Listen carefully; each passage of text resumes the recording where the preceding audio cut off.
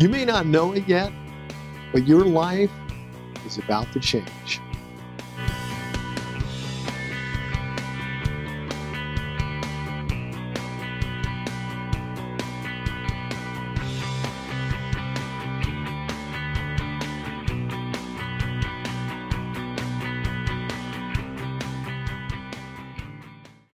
Have you ever noticed that when you hear about the lives of other people as they're following after God, and God is doing great things through them, that it inspires you to also do great things and believe that God can do anything through your life?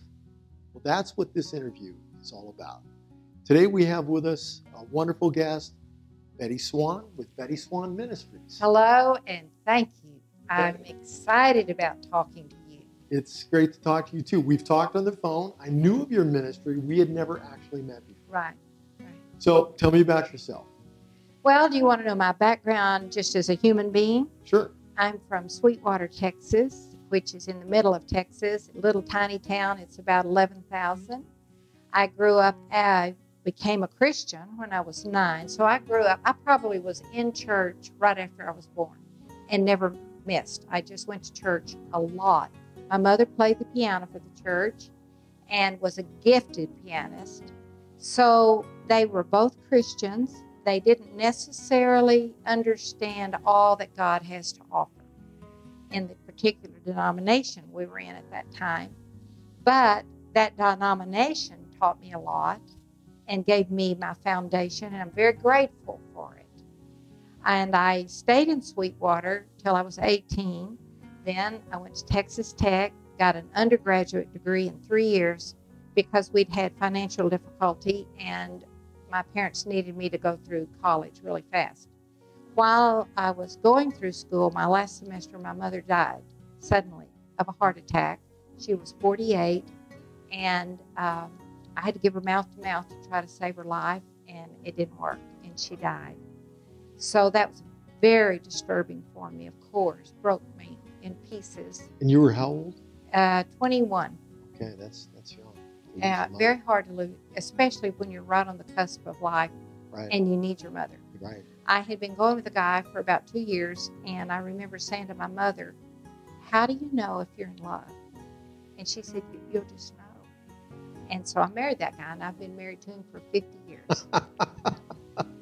He was from an even smaller town called Idalou, Texas, population about 800 then. And we both ended up at Texas Tech. Then he went to Texas A&M to veterinary school. I taught school in Snyder, Texas. And then I moved down with him after we married. And I went to graduate school, got a master's from A&M. Okay. I was the first woman in the history of Texas A&M to get a degree, to finish the work for a degree in physical education. I was 9 months pregnant when I was finishing that degree. So the professor was so afraid I'd have a baby in his fencing class that they had a little fire drill planned on how they'd get me to the hospital if I started delivering my child. Oh, my goodness. Isn't that crazy? Yeah, it is. Then my husband got an opportunity to intern at Cornell at the veterinary college there. And I got an opportunity to teach at Ithaca College in the physical education department. So we moved to New York State and lived there 2 years. Then got an opportunity to move back to Texas in the Dallas area. We're there a couple of years. That's where I got filled with the Holy Spirit in a church situation there. Then God opened a door in Amarillo, Texas for Bill to have his own practice, and we moved there for 38 years. Wow. And then at the end of that time, God gave us our dream, and we moved to New York City. Now, we are not permanent residents of New York City. Our permanent residency is in Idalou, that little farming community. And we come back a lot there. And we have a lot of business there, actually, some farms.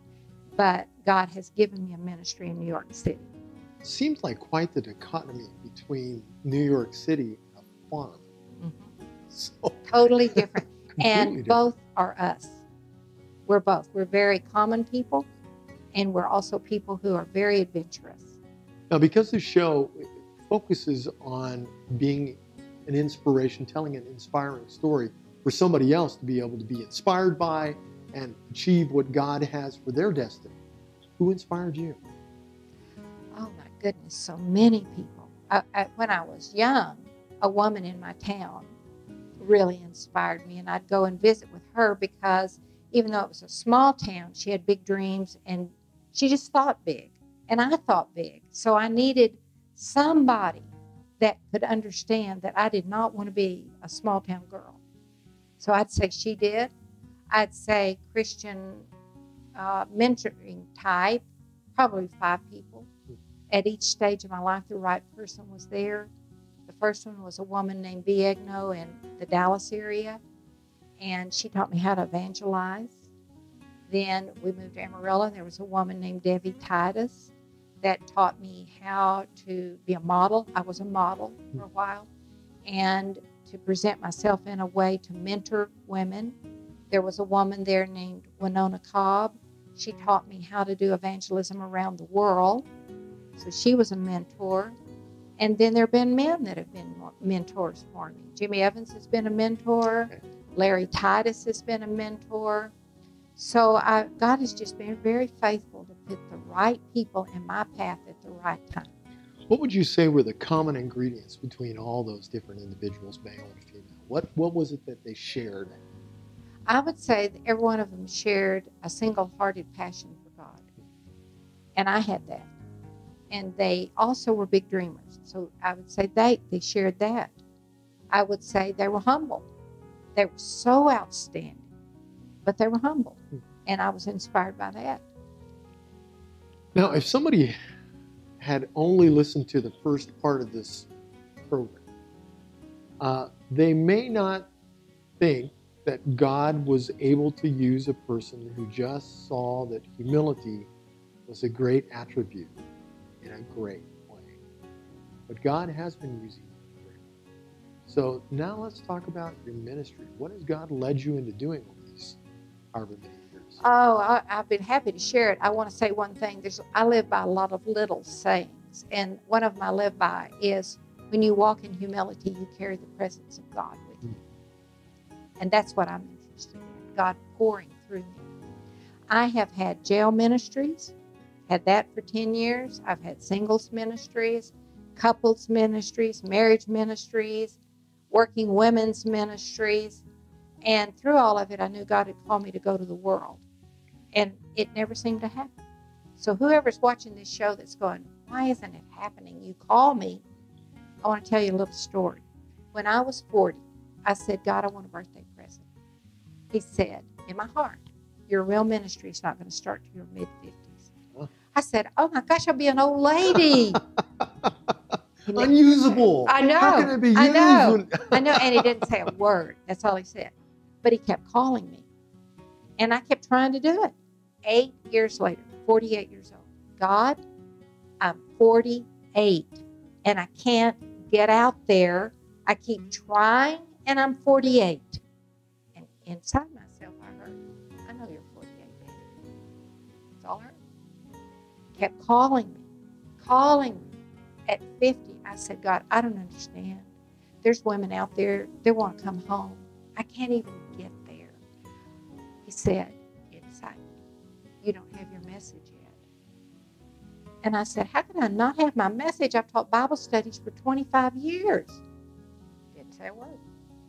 And I had to figure out, what does that mean? What is my message? And I had to think about it.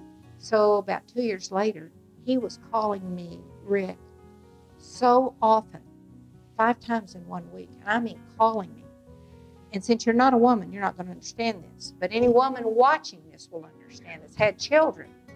It felt like the baby's head was crowning. And it was like, either do it or stop calling me. And I said that to the Lord. Because I would just maximum frustration. Just like when you're having a baby. And he said, you're part of a new breed of women. And I went, oh, great. They're going to go, what's that old lady doing out here with us? And we're all young. He said, they won't even notice your age. And they haven't, Rick. It means nothing. So when he released me, I started going to Belarus right after they came out from under communism. It was 4 years later. I thought it was just going to be me speaking at a conference. No, I ended up taking women because one of the pastors at the church, Trinity Fellowship, where I was the minister of women, said, Betty, the way our church does it, you go somewhere, you take people within your ministry with you. I said, really? He said, yeah. So I began to pray, who needs to go with me to Russia? And 13 women went. One of the women who went with me, Jenny Dixon, was the head of crisis pregnancy. At that time in Belarus, abortion was the method of birth control. So it was not uncommon for a woman to have 6 or 8, maybe more, abortions. And Jenny went, and we worked with them. And Jenny taught them how to do a new method of birth control that the Russian Orthodox Church would approve of. Yeah. So I took a lot of women with me through, I went 11 times over 8 years, and we went all over that nation, training and releasing leaders into their ministries, and all kinds of ministries. We went to people in jail. We went to people in hospitals. We took little children, orphans, fed them, clothed them. We preached in churches.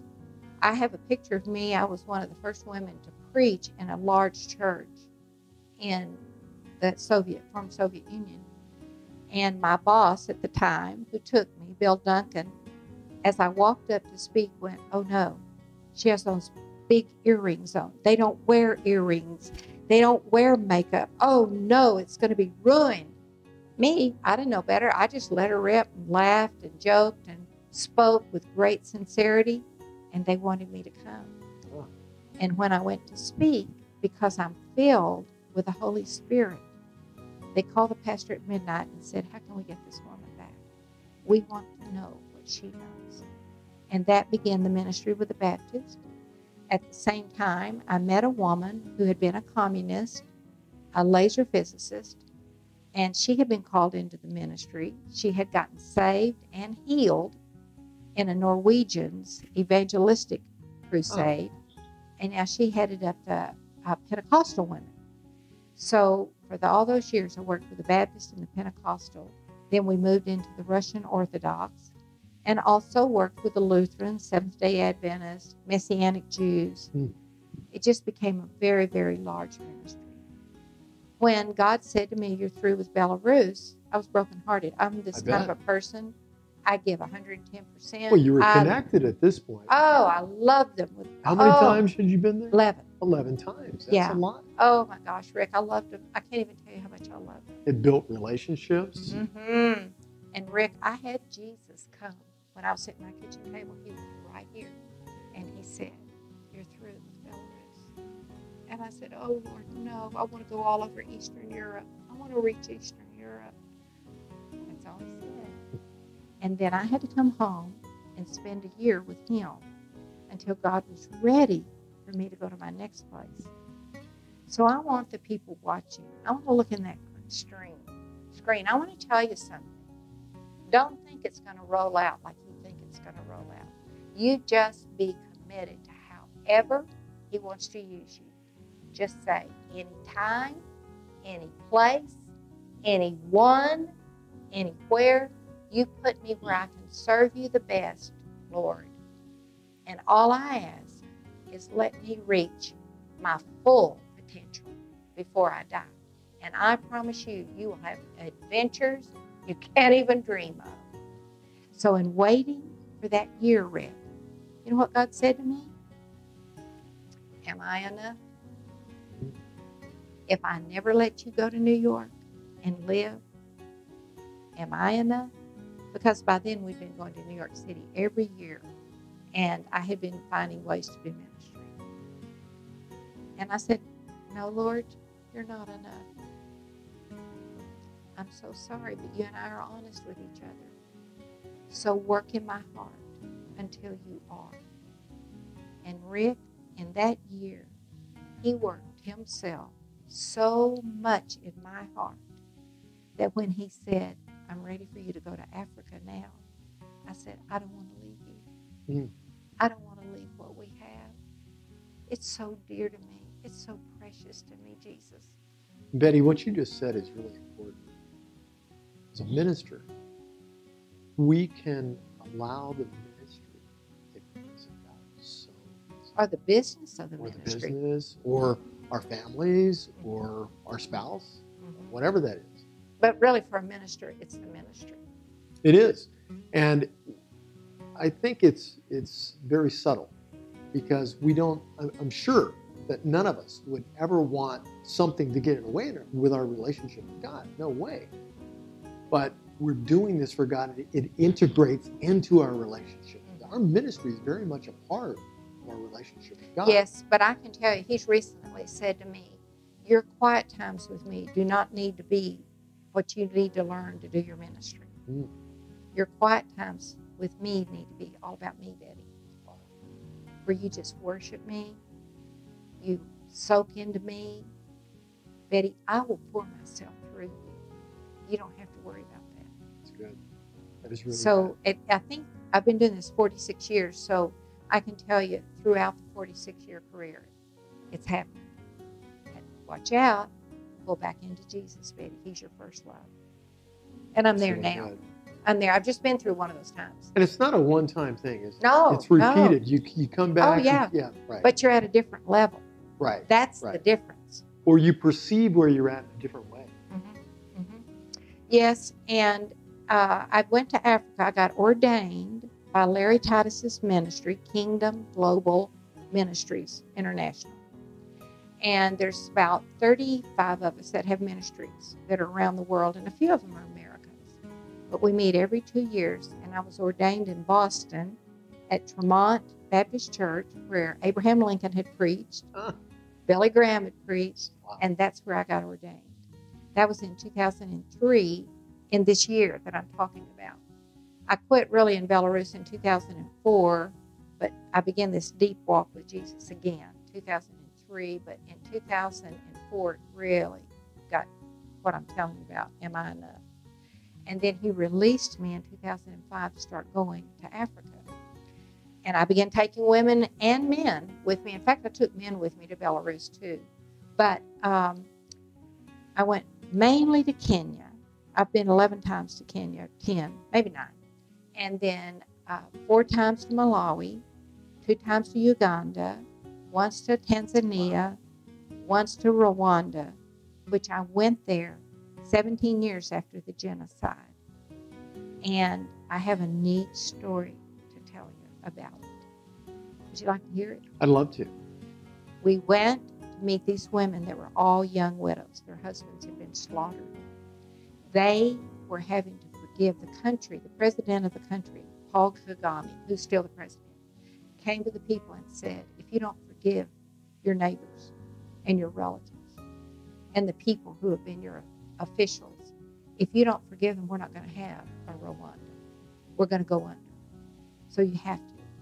I don't think anybody watching this show has ever had to forgive at the level of seeing your mother's baby ripped out of her stomach, your mother's arms cut off, her legs cut off, and they let her be there tortured. And you have to forgive. That was your neighbor that did that, your next door neighbor. So God showed me you're not going to be able to talk to them and say, what did you see? What did you go through? So I read 23 books on the Holocaust from every possible angle.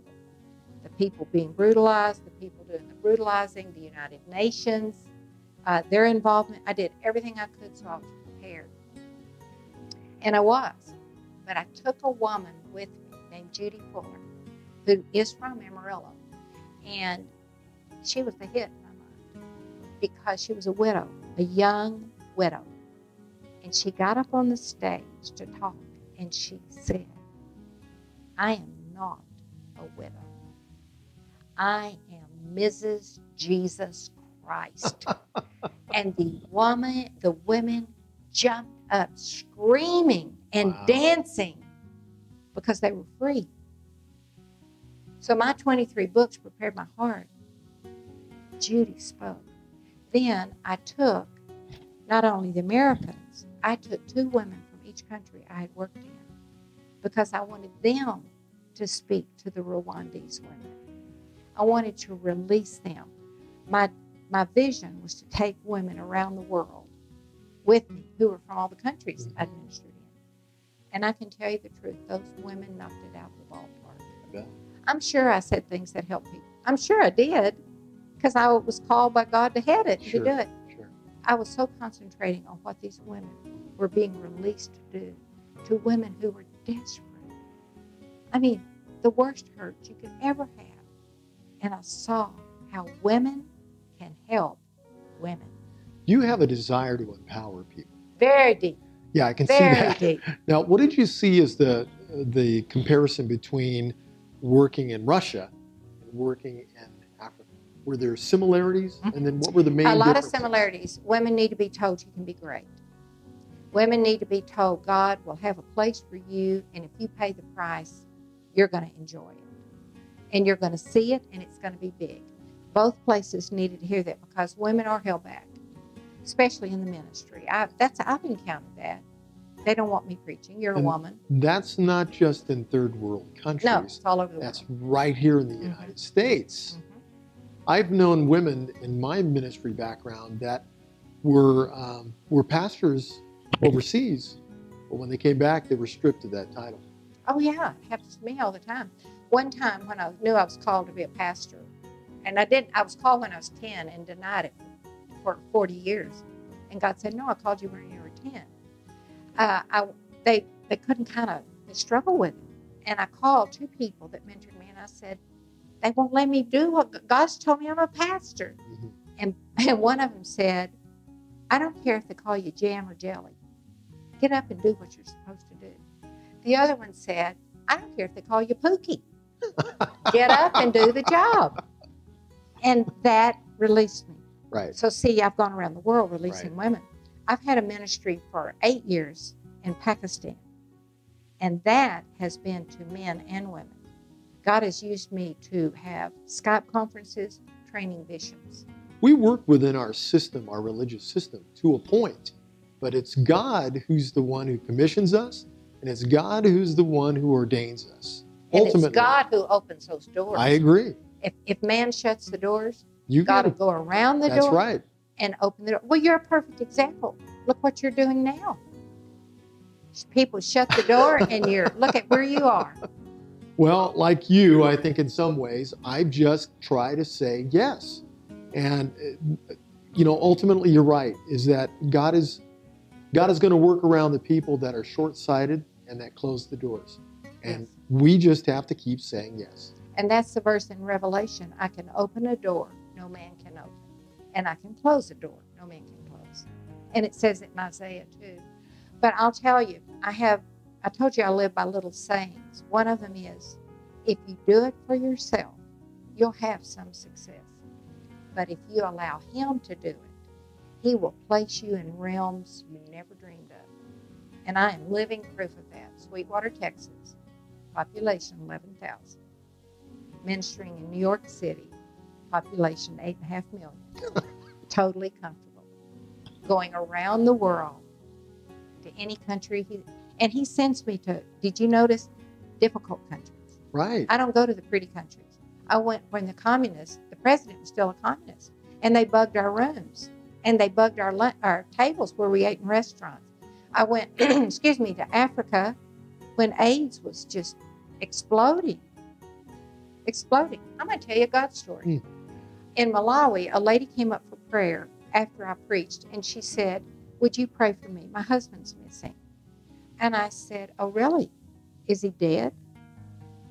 Do you think he's dead? She said, it's been 6 months. I said, do you think he's dead? She said, no. Do you know where he is? No. I said, I'll tell you something. God knows where he is. And we're going to pray for God to let us know where he is. That was on a Monday night. On Friday morning, in the Malawi National News, headlines with a picture of him, man in charge of the money for such and such a corporation who fled to London has now been found. And he was brought back, and they held him. He was held for trial. Wow. That's what God can do. You can't hide from God. And I hope people watching this, especially, I sense there's somebody watching this show right now. He is hiding from God, and he thinks nobody will ever find me. And you're so wrong. Listen, you're so wrong. God knows when you sit down. God knows when you just stood up. God knows you just took a drink of water. You can't get away from God. You need to repent and say, God, help me. I'll do the right thing. Do you remember the book, God's Smuggler? Mm-hmm. Brother Andrew. Mm-hmm. I was thinking of that. I was thinking of George Mueller. Mm-hmm. These would be people I would have on this program, because it was those books that taught me early on, when I first came to know the Lord, that there are no limits with God. And I think that's what your story sounds like it is. There are no limits of what God can do in your life. No, I have so many miracle stories. I've kept a 2,500-page journal for 46 years. Anything highlighted in yellow is a true miracle. I mean, I've seen everything. Angels. I mean, you just can't imagine. But I want to talk more about people watching. Jimmy Evans gave me the best advice. And it's the best advice for a multi-talented person. Only do what only you can do. If someone else can do it, let them. And only do what only you can do. Wow. That is really good advice. I mean, it's hitting me right now, to be honest with you. Praise God. Well, you can thank Jimmy, and I've told it all over the world. That is really good advice. Mm-hmm. Now, I want to talk really quick because our show's almost over. The work I've done in Pakistan has been under a lot of persecution. It's been very difficult. The guy I work with, I wish I had time to tell you how he found me. A true, unbelievable miracle. Found me on the internet, but the Holy Spirit confirmed my name to him. And we've just been through a thing where he should have been arrested, tortured, killed. My name is, I'm pretty sure, is on a blacklist in Pakistan. I've been there twice. I love the people. We've done an amazing work in the villages. Probably 50,000 people have seen one of my GLC videos. And many people say, fed, we've started Bible schools, but this guy is alive right this minute because of the prayer shield around him since August, crying out to God to save him, protect him, keep him. And at the same time, Rick, finding specific words in the Bible that we spoke out loud as warfare words. You can't explain why the guy's alive. He should be dead. He should be, and he knows it. Everybody knows it. And he's thriving and doing ministry right this very minute. I have a feeling you have so many stories. We need to come back and do this again. I'd love to. I'd love to have you back as well. Betty, thanks for saying yes to God. Thanks for believing that He is a God with no limits. Thank you for being courageous enough to put your life out there and just say yes. I'm glad you joined us today. I really am. And I hope that it's inspiring to you that you can do more than you ever thought you could if you just say yes to Him. Until next time.